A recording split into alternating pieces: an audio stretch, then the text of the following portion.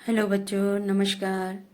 आज हम हिंदी साहित्य लेखन की परंपरा के अंतर्गत अन्य महत्वपूर्ण इतिहासकारों द्वारा लिखे गए हिंदी साहित्य के इतिहास ग्रंथों का विवेचनात्मक वर्णन करेंगे कि कौन से साहित्यकार ने किस नाम से हिंदी साहित्य के इतिहास ग्रंथ लिखे हैं। तो इसमें सर्वप्रथम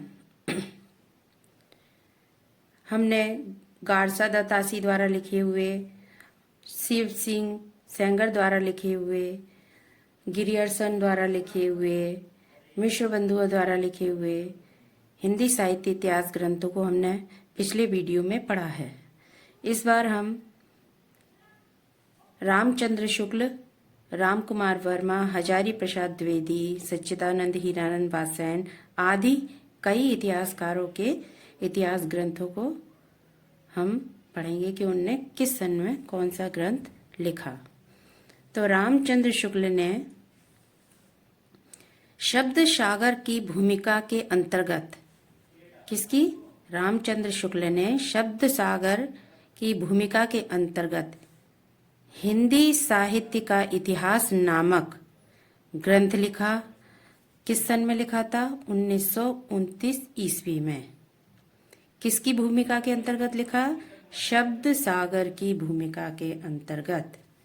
शब्द सागर की भूमिका के अंतर्गत ध्यान से समझिए। शब्द सागर की भूमिका के अंतर्गत उनने जो हिंदी साहित्य का इतिहास लिखा उसका नाम था हिंदी साहित्य का इतिहास और उसका सन था 1929 ईस्वी। राम कुमार वर्मा जी ने जो ग्रंथ लिखा उसका नाम था हिंदी साहित्य का आलोचनात्मक ग्रंथ। हिंदी साहित्य का आलोचनात्मक ग्रंथ जो कि 1938 ईस्वी में लिखा गया। अब देखिए, इनको हम ऐसे भी याद कर सकते हैं कि राम कुमार वर्मा जी, राम भगवान की कोई भी आलोचना नहीं करता है। इस प्रकार से हमें ट्रिक वाइज याद हो जाएगा कि राम कुमार वर्मा ने कौन सा ग्रंथ लिखा? हिंदी साहित्य का आलोचनात्मक ग्रंथ। किस सन में लिखा? 1938 ईस्वी में। नेक्स्ट है हमारा हजारी प्रसाद द्विवेदी। हजारी प्रसाद द्विवेदी ने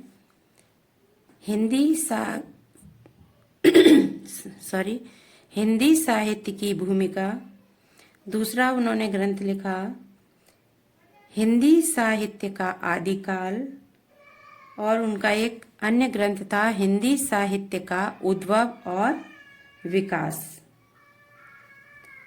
हिंदी साहित्य की भूमिका, हिंदी साहित्य का आदिकाल, हिंदी साहित्य का उद्भव और विकास किसने लिखा? हजारी प्रसाद द्विवेदी ने। अब देखिए, इनको ऐसे भी हम याद कर सकते हैं, भूमिका, आदिकाल, उद्भव और विकास। भूमिका, आदिकाल, उद्भव और विकास। हिंदी साहित्य की भूमिका, हिंदी साहित्य का आदिकाल, हिंदी साहित्य का उद्भव और विकास। इस तरीके से हम ट्रिकवाइज भी याद कर सकते हैं। नेक्स्ट आते हैं हमारे सच्चिदानंद हीरानंद वात्स्यायन अज्ञे जी। इन्होंने आधुनिक हिंदी साहित्य का इतिहास लिखा। आधुनिक हिंदी साहित्य का इतिहास लिखा। अब जो नागरी प्रचारणी सभा थी, उन्होंने कौन सा ग्रंथ लिखा? हिंदी साहित्य का बृहद इतिहास। अब इसको हम ऐसे भी याद कर सकते हैं कि कोई भी सभा जो होती है, सभा में अधिक लोग होते हैं तो वहां पर बड़ा इतिहास लिखा जाता है या बड़ा काम करते हैं, तो बृहद इतिहास। नागरी प्रचारणी सभा ने हिंदी साहित्य का बृहद इतिहास लिखा। नेक्स्ट है अपने सुमन राजे। सुमन राजे ने हिंदी साहित्य का आधा इतिहास। हिंदी साहित्य का आधा इतिहास। अब देखिए, सुमन माने क्या होता है? पुष्प कह लीजिए, फूल कह लीजिए। तो देखिए फूल कभी भी आधा नहीं खिलता है, पूरा खिलता है। इस तरीके से ट्रिक से याद करेंगे हम कि सुमन राजे ने हिंदी साहित्य का आधा इतिहास लिखा। माने फूल तो पूरा खिलता है लेकिन इन्होंने इतिहास जो है आधा लिखा है। इस तरीके से हम इन्हें याद कर सकते हैं। भागीरथ मिश्र, भागीरथ मिश्र ने हिंदी काव्य शास्त्र का इतिहास लिखा। कौन सा लिखा? हिंदी काव्य शास्त्र का इतिहास। अब देखिए इसे कैसे करेंगे याद कि भागीरथ, भागीरथ कौन थे? भागीरथ जो थे गंगा नदी से संबंधित हैं। तो इन्होंने, इनका जो चर्चा है वो कहाँ पर मिलेगी? शास्त्रों में। तो इन्होंने कौन सा ग्रंथ लिखा? इस तरीके से ट्रिक लगाकर हम याद करेंगे। भागीरथ मिश्र ने हिंदी काव्य शास्त्र का इतिहास लिखा। मोतीलाल मेनारिया ने राजस्थानी साहित्य रूपरेखा लिखी, एक ग्रंथ। दूसरा था उनका राजस्थानी पिंगल साहित्य, राजस्थानी साहित्य रूपरेखा और राजस्थानी पिंगल साहित्य। अब देखिए धीरेन्द्र वर्मा जी ने हिंदी भाषा का प्रथम वैज्ञानिक इतिहास। अब देखिए जो वैज्ञानिक लोग होते हैं वो गंभीर होते हैं, धीर होते हैं। तो इस तरीके से हम ट्रिक से याद कर सकते हैं कि धीरेन्द्र वर्मा जी ने हिंदी भाषा का प्रथम वैज्ञानिक इतिहास लिखा। जो वैज्ञानिक होते हैं वो धीर गंभीर होते हैं। तो धीर से धीरेन्द्र वर्मा और हिंदी भाषा का प्रथम वैज्ञानिक इतिहास इन्होंने लिखा। अब देखिए यहाँ पर पॉइंट है कि हिंदी भाषा का प्रथम, अब यहाँ पे प्रथम वैज्ञानिक इतिहास यदि पूछते हैं कि प्रथम वैज्ञानिक इतिहास तो उसमें धीरेन्द्र वर्मा जी का नाम आएगा।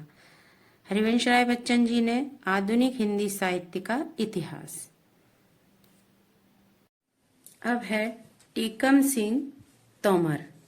टीकम सिंह तोमर ने हिंदी वीर काव्य लिखा। अब देखिए नाम ही देखिए एकदम वीरों जैसा है, टीकम सिंह तोमर, तो एक वीर जैसी अनुभूति हो रही है। तो इस तरीके से हम इसकी ट्रिक वाइज भी याद कर सकते हैं कि टीकम सिंह तोमर ने हिंदी वीर काव्य लिखा। डॉक्टर नगेंद्र ने रीति काव्य की भूमिका, डॉक्टर नगेंद्र ने रीति काव्य की भूमिका। और दूसरा था हिंदी वाग्मय 20वीं शताब्दी। अब देखिए जो इसको हम कैसे याद करेंगे कि नगेंद्र से नग जो होते हैं वो रीति में रखे जाते हैं, रीति के अनुसार ही वो कार्य करते हैं। ऐसे कर लीजिए इसे याद, ठीक है। अब लक्ष्मी सागर वार्षिण आधुनिक हिंदी साहित्य, इन्होंने आधुनिक हिंदी साहित्य लिखा लक्ष्मी सागर वार्षिण ने। अब है नेक्स्ट हमारे श्री कृष्ण लाल। श्री कृष्ण लाल ने आधुनिक हिंदी साहित्य का विकास। अब देखिए कृष्ण भगवान क्या करते हैं? विकास करते हैं। कब कर रहे हैं? आधुनिक काल में। तो इस तरीके से याद करिए कि श्री कृष्ण लाल ने आधुनिक हिंदी साहित्य का विकास ग्रंथ लिखा। समझ में आ रहा है आप सभी को? थोड़ा सा ध्यान लगाकर और ट्रिक से याद करेंगे तो बहुत ही जल्दी याद होगा। नलिन विलोचन शर्मा का जो ग्रंथ था उन्होंने कौन सा लिखा? हिंदी साहित्य का इतिहास दर्शन। अब देखिए लोचन, विलोचन शब्द में से हम सिर्फ लोचन लेंगे। लोचन में नैन, आंख, आंखों से क्या काम होता है? दर्शन का। तो इस तरीके से हम इन्हें याद कर सकते हैं कि नलिन विलोचन शर्मा ने हिंदी साहित्य का इतिहास दर्शन लिखा। ब्रज रत्न दास। अब देखिए इनके नाम में ब्रज जरूर है लेकिन इन्होंने जो हिंदी साहित्य का इतिहास लिखा उसका नाम देखिए क्या है? खड़ी बोली हिंदी साहित्य का इतिहास। यही से समझ में आ रहा है कि ब्रज है नाम लेकिन इन्होंने जो साहित्य लिखा है उसका नाम है खड़ी बोली हिंदी साहित्य का इतिहास। प्रभुदयाल मीतल। अब प्रभुदयाल मीतल, इन्होंने लिखा चैतन्य संप्रदाय और उसका इतिहास। चैतन्य संप्रदाय और उसका इतिहास। गणेश चंद्र गुप्त ने हिंदी साहित्य का वैज्ञानिक इतिहास लिखा। कौन सा लिखा? हिंदी साहित्य का वैज्ञानिक इतिहास। इन्होंने कब लिखा था? 1965 में। किस सन में लिखा था? 1965 ईस्वी में। राम नरेश त्रिपाठी ने कविता कौमुदी ग्रंथ लिखा, जो कि यह 2 भागों में प्रकाशित हुआ था। विश्वनाथ प्रसाद मिश्र ने हिंदी साहित्य का अतीत लिखा। कौन सा लिखा था? हिंदी साहित्य का अतीत। एक बार दोबारा से देखिए। विश्वनाथ प्रसाद मिश्र ने हिंदी साहित्य का अतीत लिखा। नेक्स्ट है हमारे श्याम सुंदर दास। श्याम सुंदर दास ने हिंदी भाषा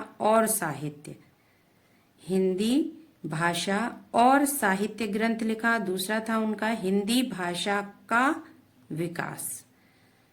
सूर्यकांत शास्त्री जी ने हिंदी साहित्य का विवेचनात्मक इतिहास लिखा। अब जो शास्त्री लोग होते हैं वो शास्त्रों का क्या करते हैं?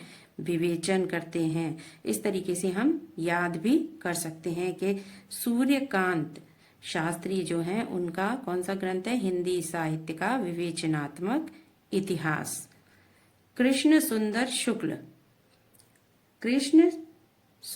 शुक्ल ने आधुनिक हिंदी साहित्य का इतिहास लिखा। कृष्ण सुंदर शुक्ल ने आधुनिक हिंदी साहित्य का इतिहास लिखा। बच्चों, यदि आपको मेरा यह वीडियो पसंद आया हो तो इसे लाइक शेयर करें, और यदि किसी भी प्रकार की आपकी कोई क्वेरी है तो उसे भी आप मुझे कमेंट बॉक्स में लिखकर सेंड कर सकते हैं। और यदि मेरा वीडियो अच्छा लग रहा है आपको तो शेयर ज़रूर करिए, ताकि कई और लोगों तक उनको कम समय में अच्छे से चीज़ें याद हो जाएं। हमारा तो एक ही उद्देश्य है कि आपको जल्दी से जल्दी अच्छे से याद करवाया जाए। जय हिंद। नमस्कार बच्चों।